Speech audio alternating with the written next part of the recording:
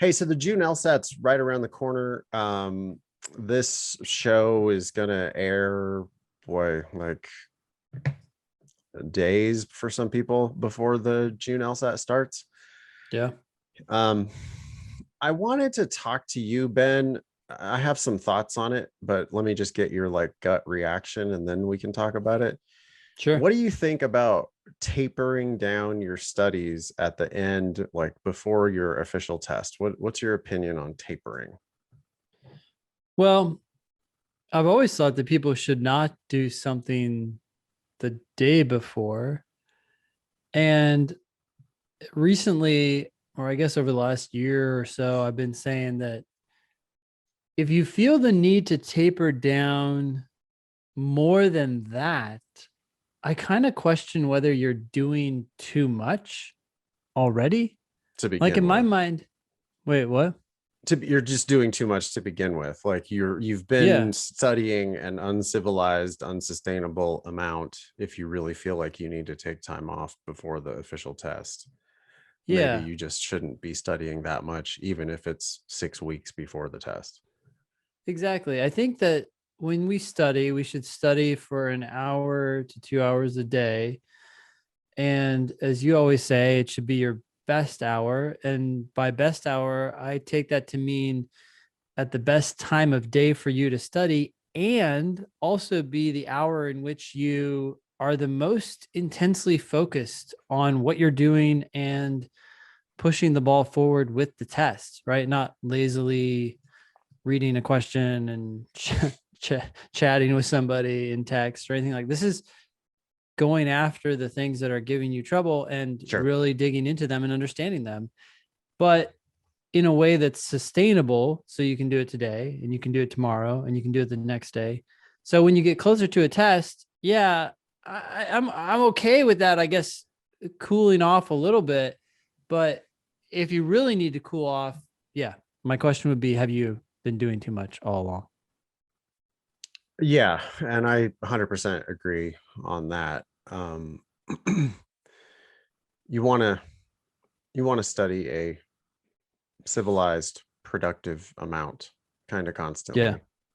yeah, Not to mention, you're probably not going to just take the LSAT once. I mean, I know that's your fantasy that you want to just take it once, and sure, if it goes well, fine. Maybe you do only take it once, but most people are going to take it 2 times or 3 times, and I, so you should be kind of thinking about the long haul, I guess. Anyway, yeah. um, so we agree on that. But since the very beginning of me teaching LSAT 15 years ago, I've always I've always like kind of harped on the idea that, okay, well, we're definitely going to take the day off before the test, right? We're not going to study at all the day before the test, right? Sure. And I still do believe in, going to the movies or whatever, something relaxing the night before to kind of take your mind off it. Movies are great for that, it's immersive. Um, I saw A Quiet Place Part 2 last night in the theater. It was surprisingly good. It's so weird that they made a sequel of that movie. But anyway, um, Oh, yeah, my son wants to see that. Maybe I'll go see it. My hesitation was that the end of that movie really pissed me off because I was like, you're telling me that no military has figured out that sound is their weakness? oh, there's all kinds of dumb shit in that movie. I mean, it's I think it's what we would call high concept, and you have to just sort of you just gotta kind of go with it. Yeah, I mean, yeah. there's in the second one too, I was just like, well, that makes no sense and that Yeah. makes no sense, and wait, they did what now? Like, oh my god, that's a terrible idea. um but anyway, whatever, it's still fun. Yeah. It's a fun stupid movie. And there's things about it that are smart too. Whatever, this is not a film show. um but here's the thing about this tapering or the taking the Hmm. day off, right? Yeah. I wonder if it conflicts with our other advice, which is don't do anything different or special on the day of the official test. You know how people sometimes have practice test scores that are like average 165 plus or minus 3, and then on their official test, they score 155? Yeah. I wonder if that comes from people taking the official test too seriously, giving it like too much respect. Sure. Because we don't And tell people to take the day off before the Saturday proctored exam. that's what I'm saying. Sure. And so, and I've been thinking about it a bit. I wanted to talk to you about it, but I don't know. I don't think I'm going to get away from this idea that if you're going to take the day off before your official test, then you probably should also be taking the day off before all of those practice tests, because otherwise you are necessarily doing something different for the official test than you did for your practice tests. Yeah. And why throw in a random variable for the official test? It's no different. Right. If we want, I mean, because I mean, that's really my number one. People are like, well, how do I avoid anxiety on test day? And I'm like, well, it's just another practice test. Treat it like it's just another practice test. Well, so as you're talking, one thing I'm thinking about is that our advice to take the day off before, I think, was in part a reaction to the fact that so many people are trying to cram the Well, day before, exactly. And I think right? that's where the tapering came from in the first place, is that it's like Yeah. far from doubling down on your study time and, cramming in like you did for your college exams. I mean, people don't understand that the LSAT is just not a test of knowledge. And like, yeah, you can cram for your chemistry test or whatever that you took in college, but you cannot cram for the LSAT. It just doesn't work that way. It's No, not it's like much a more just like a stuff it sport. into your brain and then barf it out. It's like, no, you need to get good at playing basketball or whatever. Yep. And And that's that's not going to change in one day. not going to happen at Oh, the last minute. yeah. So we've tried to convince people that they shouldn't do extra studying on the week of the test, or especially the day before the test. But I think maybe I'm going to change my tune a little bit on this whole idea about, take the day off or taper down during the week before, because man, I just do not want people doing different weird stuff.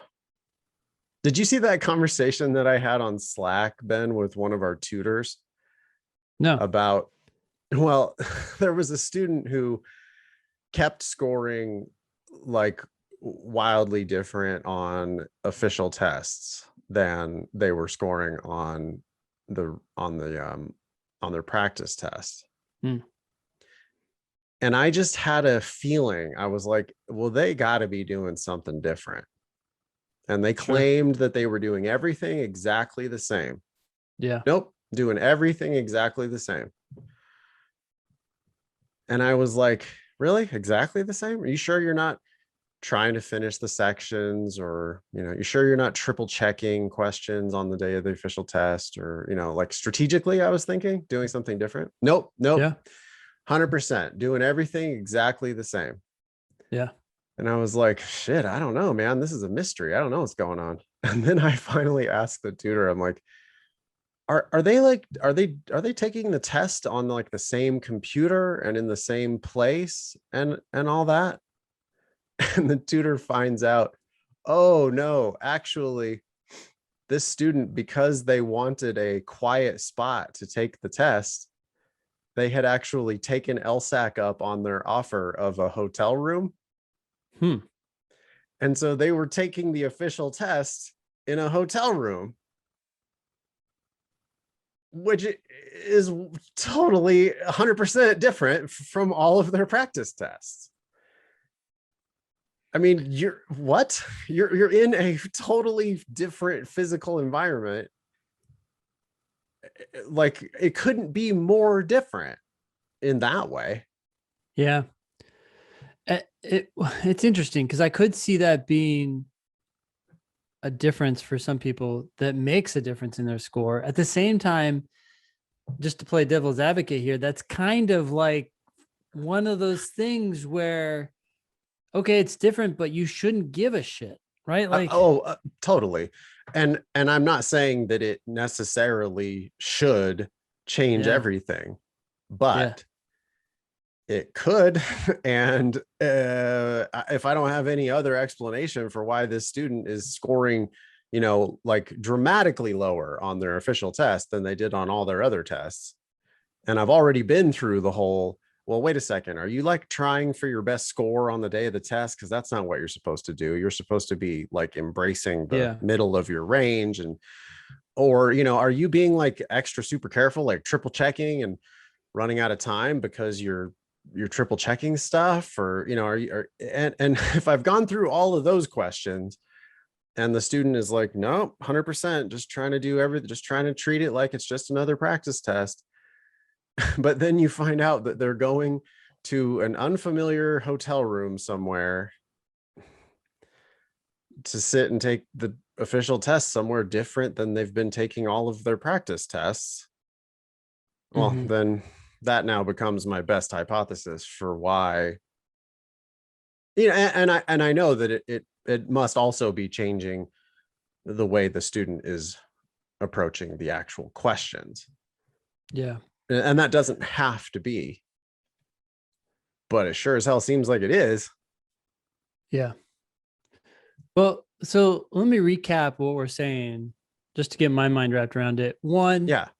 people have this tendency to cram, to double down, to even just take practice tests, right? Full practice tests the day before the official Oh test, yeah. because they want to get a score that's high and then feel good about that. It's like, it's almost Yeah. like they're not even taking the test to learn. They're just pulling the slot lever and hoping to get a good score and then feel good about that. I've even heard people who take the test twice, right? Hopefully we've disabused people of that notion. But it's like they get a bad score in the morning and they're like, oh, damn, the official test is tomorrow. It's like, let me take a full nother test to see if I can get a good score on record, which none of this is doing you any good. It's like running, a 5K, Yeah. not being happy That's, with your time, and then running a 5K again because tomorrow you have the actual 5K. It's yeah. just really bad, right? But anyways, so we reacted to that and we said, look, knock it off. Don't do anything the day before. And you're saying, wait a sec, maybe that's a little bit of, maybe an overreaction to the overreaction. Yeah. And Well, we should just, I'm remembering also, do you remember the whole thing about Mike? This is from like yeah, way the back. NyQuil. Yeah. The NyQuil guy, he couldn't Yeah. sleep, because but he did everything anybody ever asked him, right? Like lawyers tend to be really good worker bees, right? They Mm-hmm. got good grades Mm-hmm. in college because that's what they want to do, is like have a bunch of assignments and then do 120% of all of those assignments. And so I remember Mike had taken all of our advice to heart 1,000%, trying to do everything perfectly right. And then he, absolutely took the day off before the tests and went to the movies and was following all of our prescriptions and then couldn't sleep. And it's like, well, okay. I mean, maybe we need to just decide that the official test isn't that big of a deal, because it's not. It doesn't Well, have to be. I think that's where I was going with this, because in some ways it's like, okay, so then it sounds like the advice is just do what you've always done. But I could even see people taking that to the extreme, right? Like, oh, I've never taken this in a hotel room before, so I must not take it in a hotel room. And it's like, yes, like you're saying that could be a problem, but it might be a bigger problem just to be so obsessed about that perfect environment. Right? Oh, Right. Ben and Nathan have said, treat the official test like all my practice tests, so I can't deviate Right. that in the slightest. And And we that's, see people doing that. And it's like, really, the advice is chill the fuck out. yes. Just stop thinking about this so much. Yes. Yeah. Stop giving the test so much power. You're doing great on your practice tests because, I hope you give them your full attention and try to get the questions right. I Mm-hmm. mean, I think people do try to do their best when they're sitting there doing a practice test. And Yep. on your official test, I want you to sit there and try to do your best. But you don't need to be obsessing about it for 4 weeks in advance and, like triple highlighted red letter day on your calendar and engineering your whole life so that you can make sure that you do the test perfectly. Life is not perfect. Nothing about any of probably your previous practice tests. They weren't perfect. Your circumstances weren't perfect. The week before wasn't perfect. You might have had a couple beers too many the night before. I like that's okay probably, because what's the biggest disaster is to give the test the official day of the test, to give it so much attention and so much respect. Yeah, it's like trying to force yourself to sleep or Yeah. trying to force yourself to relax. And you can't do it because you're so obsessed with the idea. It's like your wedding day. Like, well, my wedding day is going to be the most beautiful, perfect, special day. Yeah. you know Yeah. no, it's not. It's going to be great. It's going to be a party. It's going to be fun. But man, the more you obsess about trying to make it exactly 100% perfect, you're just setting yourself up for disaster, because the second anything goes wrong, then you're crying, or Yeah. then you're so pissed at your best friend because they ruined it, because they didn't do like whatever one thing that was planned, or whatever. The weather's bad, anything can happen. And I don't know. I think maybe that's where I'm at with it now. Like, yeah, you want to take the night off before, or take the day off before the test, fine. Or you want to do a little bit of studying the day before the test, also fine. I don't Yeah. care. I want you to care about it.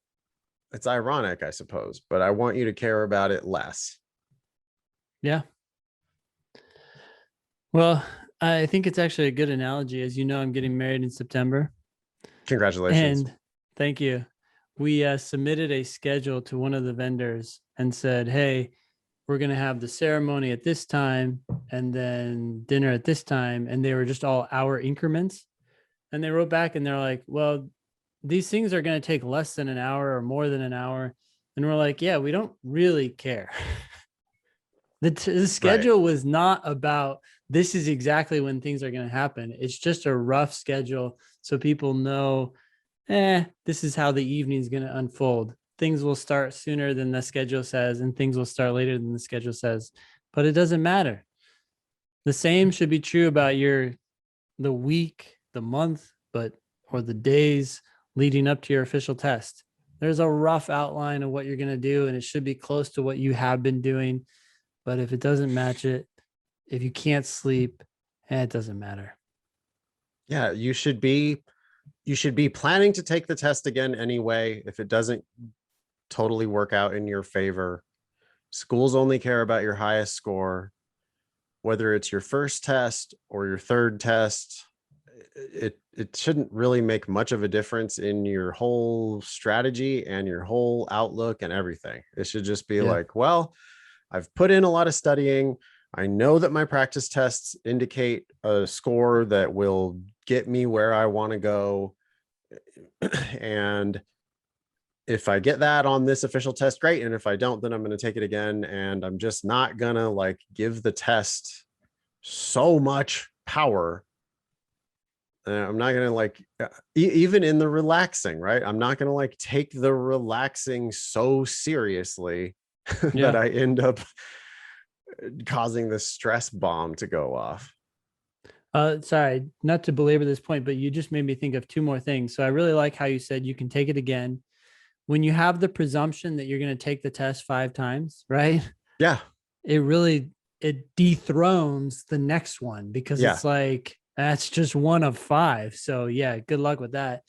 The second thing is I remember listening to a meditation session just like a week ago. You said something about relaxing. And in the meditation, she's like, the meditation is trying to help you relax. But she's like, the very first thing she said was stop trying to relax. Right. Like, just let go of that. Like, it will come. Maybe like it's that, Right. like, oh, I have to be relaxed that like makes you struggle. Yeah. All the meditation stuff that I've ever like, well, anything that I've ever actually connected with. It's always Yeah. been like, well, you're going to just try to observe your thoughts, Yeah. and you just want to notice when you're having thoughts. And You that's can't okay. force yourself to think about nothing.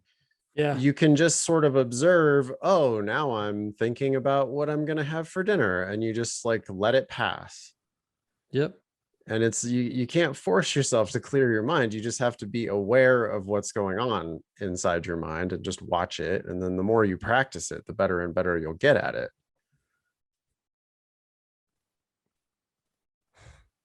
Yeah. I've never had test anxiety. I like my heart will pound sometimes on the first tee if I'm playing in a golf tournament that I care about. I think that's the closest thing I have to that experience of being like really nervous about a moment or a performance, but golf it's actually a pretty good analogy, because if I do anything different or extra or special on the day before I have an important golf thing, it definitely just makes me more stressed out. It definitely doesn't help me. Even if I like try to force myself to be calm or whatever, that's not a thing. You just have to figure out a way. I think the best thing is to just accept that there is a range of outcomes, like embrace the entirety of your range of scores and realize that today might not be your day, or it might be your day. Yeah. And some people might walk away from this conversation thinking, oh, I shouldn't have test anxiety. That means I'm doing No. something wrong. And we're just saying, actually, none of it matters. Yeah. If Like, you feel test anxiety, so do 1,000 other test takers, yeah. and just accept it, acknowledge it, and go take the Yeah. test. If your heart is pounding as you're answering the first question, or if you get stuck on question number 4 and you start to freak out, you just need to sort of recognize it.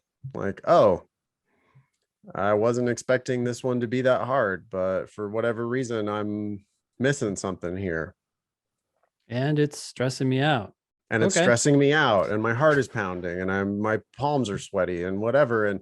But it's okay, because it's just another practice test, and I'm going to take the test again anyway. And I just got to do my best on this question. And Yeah. because that's all I can really ever control anyway. Yeah. Cool. All right. No, I think that Yeah. was a useful discussion. I'd never really thought about it before. I think I had always just sort of, without thinking about it too deeply, had always just said, yeah, definitely take the day off because you need to, rest up, or what I really meant was I don't want you to burn out the day before the test. But I think people can like relax so hard that they then cause exactly the stress bomb that we want to try to avoid if we can.